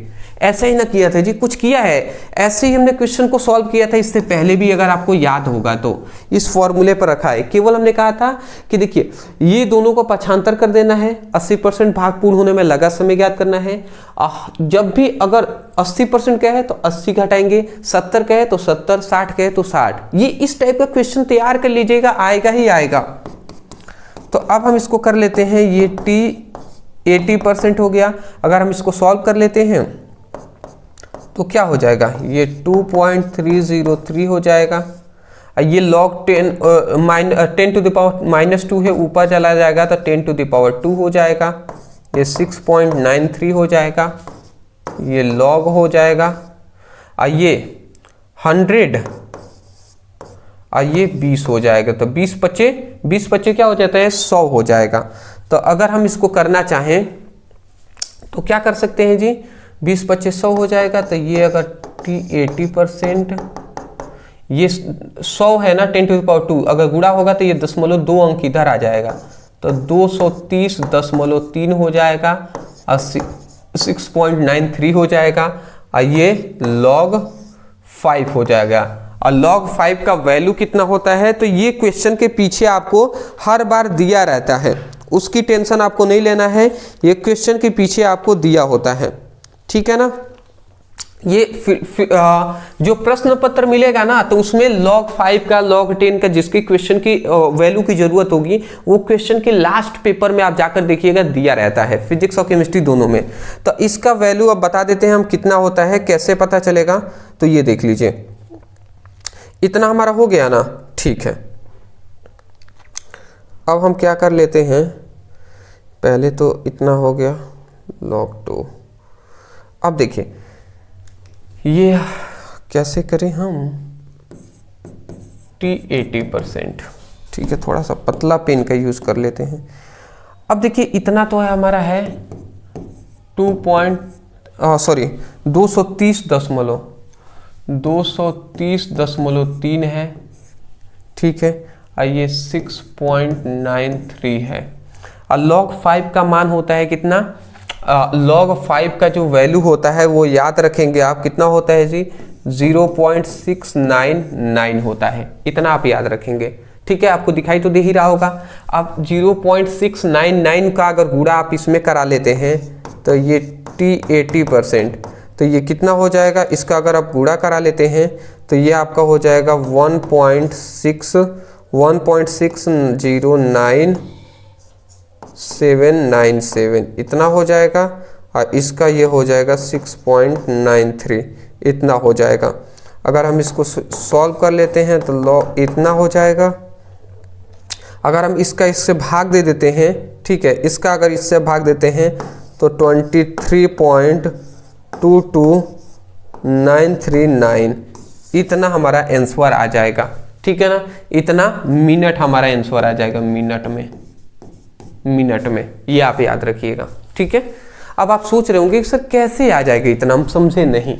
तो देखिए बाबू, आप एक बात समझिए, log 10 का जब भी आपको log 5 का तो क्वेश्चन का वैल्यू दिया होगा पीछे, तो इतना आप रखकर गुणा करा लेंगे, जितना आता है इतना तक तो आप कर लेंगे। अब हो सकता है कि आपको भाग देने में प्रॉब्लम हो, तो आपको क्या करना है, यहीं पे इतना मिनट लिखकर आपको आंसर लिख देना है।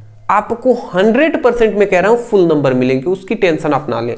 अगर आप दशमलव में लिख देते हैं तो और अच्छी बात है, नहीं तो इतना भी लिखेंगे फुल नंबर आपको मिलेंगे, उसकी टेंशन आप ना लें। स्क्रीनशॉट ले लें, और ये आपको अंदर से, ये मैं पहले कहना चाहूंगा, कंफर्म तो हो रहा है ना, आपको समझ में तो आ रहे हैं ना। ठीक है, ये ऐसा ना हो कि आपको क्वेश्चन ही समझ में ना आए और दिक्कत लगे। ठीक है, ऐसा नहीं होना चाहिए, समझ में आनी चाहिए सभी क्वेश्चन, तो ही बेनिफिट होगा जी। अगला देखिए, एक क्वेश्चन हमसे पूछा गया है, ये क्वेश्चन थोड़ा सा अगर आप दिमाग नहीं लगाएंगे तो नहीं हो पाएगा। कह रहा है कि 12 ग्राम जल, 180 ग्राम एसिटिक अम्ल, अब 92 मतलब 92 ग्राम एथेनॉल के मिश्रण में जल का मोल प्रभाज ज्ञात कीजिए। जल का मोल प्रभाज ज्ञात करना है। तो इसके लिए अब सबसे पहले ये सभी क्या दिया है, ये हमारे पास क्या दिया गया है, ये आप समझ रहे हैं, ये हमारा जल का भार दिया है। जल का भार दिया है कितना, 12 ग्राम। ठीक है, ये दूसरा हमारा एसिटिक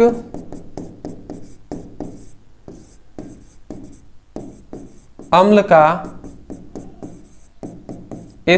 का भार दिया है 180 ग्राम, सॉरी 108 ग्राम। और एथेनॉल का भार दिया है 92 ग्राम, इतना हमारा दे दिया है। ठीक है, अब हमारा भार तो इतना दे दिया है, भार दे दिया है ना, तो हमें निकालना है जल का मोल प्रभाज निकालना है। तो सबसे पहले जल का मोल प्रभाज निकालने के लिए, जल का मोल प्रभाज निकालना है तो जल का भार बटे जल का मोल प्रभाज निकालना है ना, तो जल का मोल प्रभाज निकालना है तो जल का मोल बटे कुल मोल निकालना है। कुल मोल के लिए इनका चाहिए मोल प्रभार बटे अनुपात। देखिए हमें क्या करना होगा, थोड़ा समझिएगा। सभी का भार का वैल्यू दिया है तो सभी का अणु भार निकालते हैं। तो पहले हम निकाल लेते हैं जल का अणु भार, क्योंकि हमें जरूरत इनकी पड़ेगी। तो जल का अणु भार कितना होता है, 18 होता है। ये बात हम जानते हैं। क्या होता है जी कि जल का अणु भार क्या होता है, 18 होता है। ये बेसिक बात है, इतना हम जानते हैं जी, इसलिए इसको हम ज्यादा कुछ नहीं कर रहे हैं। कोई दिक्कत तो नहीं है ना, ठीक है, कोई दिक्कत नहीं है ना इतना में, ठीक है। चलिए कैसे होगा, तो अगर नहीं पता है तो मैं बता दूं क्या, जल का अणु भार निकालेंगे, सॉरी जल का हम मोल निकालेंगे, मोल, जल का मोल निकालेंगे। अरे भैया पहले अणु भार निकाले या मोल ही निकाल लेते हैं। तो जल का मोल अगर निकालते हैं तो जल का मोल बराबर होता है भार बटे अणु भार, ठीक है। ये होता है भार कितना दिया है, जल का भार दिया है 12 ग्राम। तो 12 हमने लिख दिया। अब अणु भार निकालने की आवश्यकता पड़ा ना, अणु भार का मान दिया है तो अणु भार भी आप पहले निकाल सकते थे या डायरेक्ट हम रखते हैं। तो जल का अणु भार निकालेंगे तो 18 होता है इसका वैल्यू। कैसे? तो जल का हाइड्रोजन की संख्या है 2, हाइड्रोजन का परमाणु भार होता है 1, तो 1 लिख दिए। ऑक्सीजन का संख्या है 1, ऑक्सीजन का परमाणु भार होता है 16, 2 एकम में 2 और 16 एकम में 16 मतलब 18। तो ये हमारा 18 जो है ना ये हमारा अणु भार हो गया। अब देखिए 18 हमारा जैसे ही अणु भार ये हमारा हो गया तो अब इसका वैल्यू अगर हम निकालते हैं तो ये क्या हो जाएगा 0.6667 मोल। ये हमारा इतना हमारा क्या हो जाएगा, ये हमारा वैल्यू हो जाएगा। ठीक है, जैसे ही जल का हमने निकाल लिया। अब एसिटिक अम्ल का, एसिटिक अम्ल का कैसे निकालेंगे जी? तो CH3COOH होता है ना एसिटिक अम्ल। ठीक है, एसिटिक अम्ल का मोल, तो एसिटिक अम्ल का मोल बराबर क्या होता है, भार बटे अणु भार, इसका भी हो जाएगा,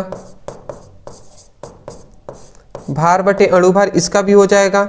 और कैसे निकालेंगे हम, तो ये हमारा हो जाएगा, भार का मान दिया है 108 और अणु भार का मान दिया है 60। अगर 60 में हम इसका भाग दे देते हैं तो दशमलव में आ जाएगा 1.8 मोल आ जाएगा। तो ये हमारा इतना आ गया। तीसरा होता है एथेनॉल। एथेनॉल मतलब एथिल एल्कोहल C2H5OH, एथेनॉल हो जाएगा। तो एथेनॉल का मोल, एथेनॉल का मोल बराबर हो जाएगा भार बटे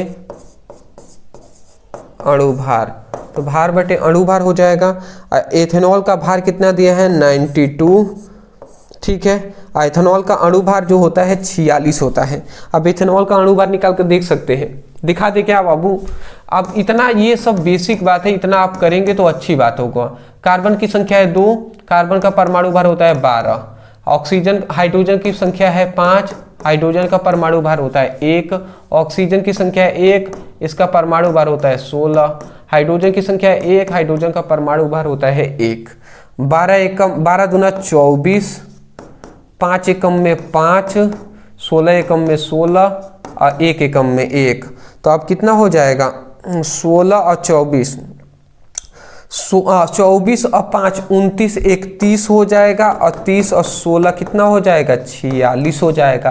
तो यही 46 तो आया है। ठीक है, आप निकालना सीख लीजिएगा। और 46 दूना क्या होता है 92 हो जाए, तो ये 2 बार में 2 मोल हमारा हो जाएगा। ठीक है, तो ये हमारा 2 मोल हमारा क्या हो जाएगा आंसर हो, मतलब एथिल एल्कोहल का मोल हो जाएगा। ठीक है, अब देखिए जैसे ही हमारा इतना निकल गया तो अब निकाल लेंगे हम कुल मोल। कुल मोल, तो कुल मोल कैसे निकालेंगे? तो जब हम जल का, एसिटिक अम्ल का और एथेनॉल सभी के मोलों को जोड़ देंगे तो कुल मोल निकल जाएगा। तो अगर जोड़ते हैं तो ये क्या हो जाएगा 0.667, 1.8 और 2। अगर इन सभी को हम ऐड कर देते हैं तो ये ऐड करेंगे तो कितना आ जाएगा 4.4667, ये हमारा इतना आ जाएगा। अगर आप सभी को ऐड कर देते हैं तो मैं नीचे ही लिख दे रहा हूँ, कुल मोल जो आ जाएगा 4.4667। ठीक है ना, इधर हम नहीं लिखते क्योंकि दिखाई नहीं देगा, फिर कंफ्यूजन होंगे और कंफ्यूजन मुझे चाहिए नहीं। तो ये हमारा क्या निकल गया, ये हमारा कुल मोल निकल गया। कुल मोल हमारा इतना निकल गया है। ठीक है ना, ये हमारा कुल मोल का मान निकल गया। ठीक है, आशा करता हूं आप इतनी बात समझ के होंगे। अब जैसे ही हमारा कुल मोल निकला ना तो हमसे क्या कहा गया है, जल का मोल प्रभाज ज्ञात कीजिए। केवल जल का कहा है तो हम निकाल लेते हैं जी। तो हम लिखते हैं जल का मोल प्रभाज। और जल का मोल प्रभाज क्या हो जाएगा, जल का मोल प्रभाज होता है जल का मोल, ऊपर लिखते हैं और बटे लिखते हैं कुल मोल, कुल मोल लिखते हैं, यही फॉर्मूला है। अब हम इस पर रख देते हैं तो जल का मोल कितना है, तो जल का मोल कितना है 0.6667। कुल मोल कितना है, कुल मोल है 4.4667 है, इतना हो जाएगा मोल प्रभाज का।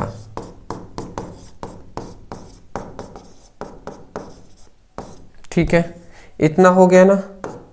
अगर हम इसको सॉल्व कर लेते हैं तो अब ये कितना हो जाएगा, इसको अगर हम सॉल्व करें तो 0.1493, ठीक है ना। ये हमारा इतना हो जाएगा मोल प्रभाज का वैल्यू, जल का मोल प्रभाज, ठीक है ना। जल का मोल प्रभाज इतना हो जाएगा 0.1493, ये हमारा हो जाएगा जी। ये किसका वैल्यू दिया गया है, तो ये हमारा जल का मोल प्रभाज निकाले हैं। अब ऐसे ही अगर कह देता कि एसिटिक अम्ल का मोल प्रभाज ज्ञात कीजिए, तो केवल हम लिखते एसिटिक अम्ल का मोल प्रभाज, एसिटिक अम्ल का मोल का मान रखते, तो एसिटिक अम्ल का मोल का वैल्यू कितना है, इतना, तो 1.8 यहाँ पे रखते, अब कुल मोल इतना ही है तो इतना लिख देते, अब सॉल्व कर दे तो उसका निकल जाता है एसिटिक अम्ल का मोल प्रभाज। इस तरीके से अब हम तीनों का, जल का, एसिटिक अम्ल और एथेनॉल, तीनों का ही हम निकाल सकते हैं मोल प्रभाज, परंतु केवल हमसे जल का पूछा गया था तो हमने जल का निकाल कर दिखाया है। समझ गए होंगे ना स्क्रीनशॉट, अच्छी बात है। हो चलिए, 1.5 घंटे लगभग अब होने वाले हैं। एक क्वेश्चन इसको भी देख लेते हैं, फिर आपको कुछ होमवर्क हम देंगे, बिना होमवर्क हम छोड़ने वाले नहीं हैं। हम उतना ही क्वेश्चन आपको बता रहे हैं जिस टाइप का आप तैयार कर लें, कम समय है उतना ही क्वेश्चन तैयार करें जिस टाइप का आपको पढ़ना है, आपके को एग्जाम में आएगा, और मतलब करके आ जाइए। न्यूमेरिकल ज़्यादा आप टेंशन ना लीजिए। हाँ, इतना है कि आपको ये सभी टॉपिक को, इस टाइप के क्वेश्चन को रिवीजन करना है, तैयार करना है। चलिए, पेन यहाँ पे है क्या, चलिए अगला हमारा यहाँ पे क्वेश्चन क्या आता है, 10 नंबर क्वेश्चन है। 0.6 ग्राम का कार्बनिक यौगिक को 50 ग्राम बेंजीन में घोलने पर हिमांक 0.63 डिग्री सेल्सियस घटता है, याद रखेंगे। यदि बेंजीन के हिमांक अवनमन नियतांक का मान इतना है तो उस यौगिक का अणु भार ज्ञात कीजिए। अब उस यौगिक का हमें क्या पूछा गया है कि उस यौगिक का हमें क्या ज्ञात करना है, अणु भार ज्ञात करके हमें दिखाना है। चलिए जी, कैसे हम अणु भार ज्ञात करते हैं वो भी हम आपको सिखा देते हैं, ठीक है ना, वो भी हम आपको सिखाते हैं आसानी तरीके से, ठीक है। चलिए, 0.6 ग्राम के कार्बनिक यौगिक को 50 ग्राम बेंजीन में घोलने पर, मतलब कार्बनिक यौगिक है, ये बेंजीन में घुल रहा है, इसका मतलब ये विलेय है, तो हम लिख देंगे यहाँ पे विलेय का भार दिया है।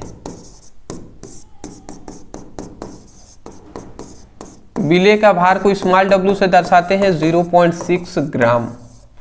अब इतने बेंजीन में घोला गया है तो मतलब बेंजीन क्या हो जाएगा, विलायक, विलायक का भार, ये क्या है, कैपिटल W से दर्शाते हैं। विलायक का भार कितना है, 50 ग्राम,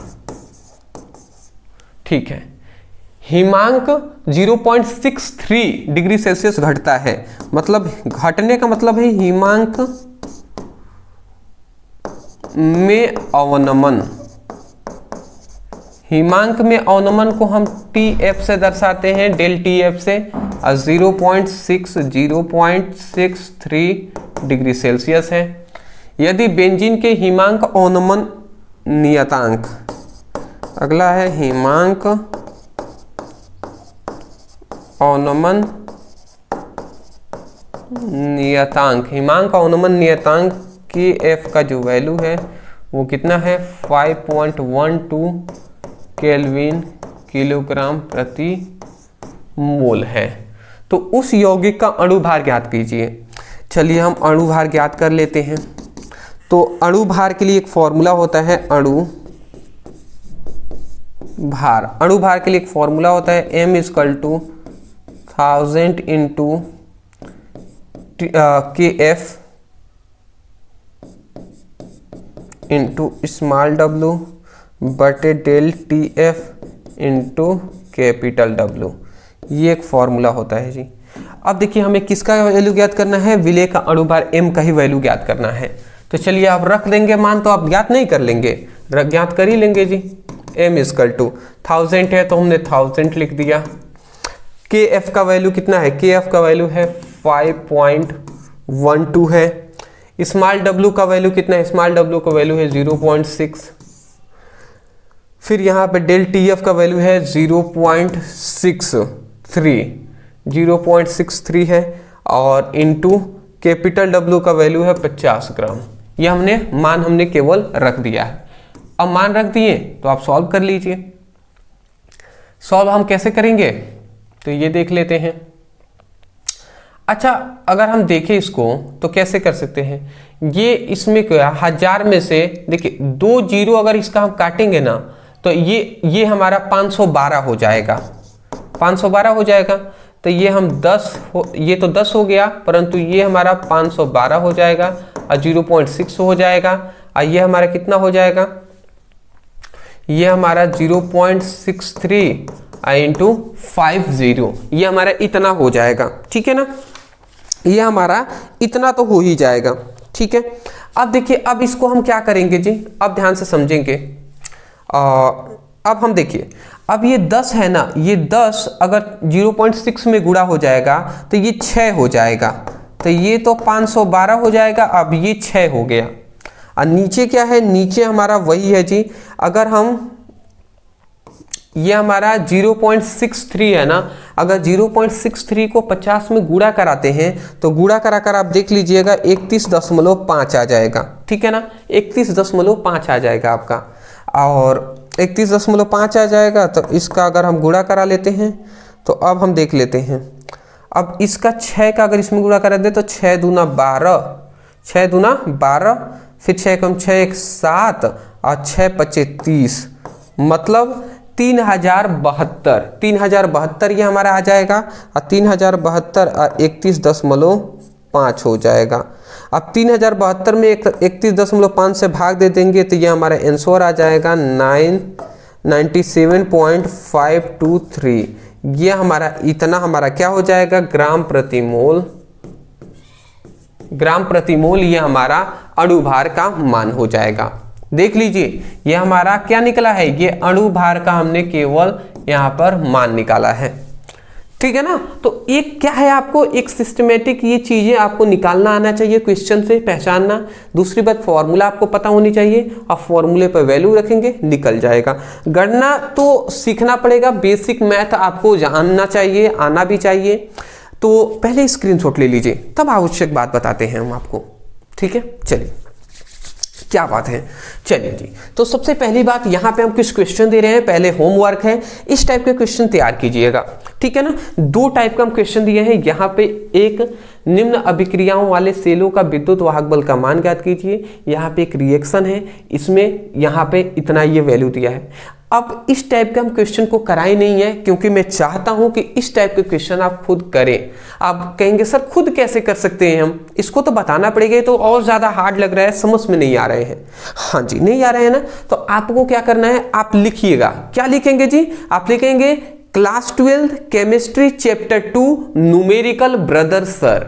ठीक है, एक बार और लिख दे रहा हूं, आप लिखिएगा class 12 chemistry chapter 2 numerical, chapter 2 numerical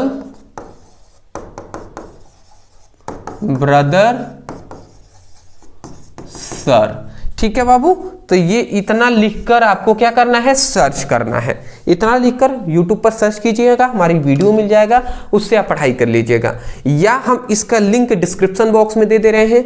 इसको अगर आप देख लेते हैं तो इस टाइप का न्यूमेरिकल सॉल्व करना आपको आ जाएगा। और इस टाइप का जरूर कीजिएगा अगर न्यूमेरिकल को पूरी तरीके से आप चाहते हैं, एक भी न्यूमेरिकल ना छूटे तो। ठीक है ना, क्योंकि इस टाइप के भी क्वेश्चन पूछे जाते हैं। चलिए दूसरी बात हम आते हैं। दूसरी बात आपको बताना चाहूंगा, व्हाट्सएप ग्रुप और टेलीग्राम ग्रुप में अभी तक अगर आप ज्वाइन नहीं है तो लिंक डिस्क्रिप्शन बॉक्स में है, ज्वाइन हो जाएंगे, क्योंकि वहां पर हमारे पास कुछ गेस्ट क्वेश्चन आते हैं, कुछ उस टाइम पे पता चल जाता है एग्जाम से कुछ पहले ही। तो अगर ऐसी कोई संभावनाएं हुई तो मैं जरूर देना चाहूंगा आप सभी को, तो इसलिए व्हाट्सएप ग्रुप में ज्वाइन जरूर रहेंगे और टेलीग्राम में भी। अब खुलकर हम नहीं बता सकते क्या है क्या नहीं है, बट हाँ आप ज्वाइन रहेंगे, ठीक है ना। तीसरी बात मैं ये कह सकता हूं कि इंस्टा पे अभी तक फॉलो नहीं किया तो फॉलो कर लीजिएगा, वहां पे हम आपको सही गाइडेंस देंगे, लिंक डिस्क्रिप्शन बॉक्स में है, न्यू इंस्टाग्राम आईडी है, जरूर फॉलो कीजिएगा, ठीक है ना। चलिए, अदरवाइज मैं ये कहूंगा कि आप जाइए अपने मतलब बायोलॉजी या मैथ का पेपर देना है, अच्छी बात है दीजिएगा, बट केमिस्ट्री पर भी फोकस कीजिए। अब रेगुलर आपको केमिस्ट्री पर वीडियो मिलने वाली है, फिजिक्स पर वीडियो मिलेगा, क्योंकि हमारा ये दोनों एग्जाम बहुत ही पास ही हैं एक दूसरे से। 25 को आपको क्या है, 25 को आपको केमिस्ट्री है और 27 को आपका क्या है, फिजिक्स है। समय कम मिलने वाला है, मेहनत ज्यादा हमें करनी पड़ेगी। तो फिजिक्स केमिस्ट्री जिस पर वीडियो आए आप चुपचाप आप नोट डाउन कीजिए, तैयार कीजिए, याद कीजिएगा, ठीक है ना। थैंक यू सो मच इतना प्यार और सपोर्ट देने के लिए, हमें इतना देखने के लिए, थैंक यू।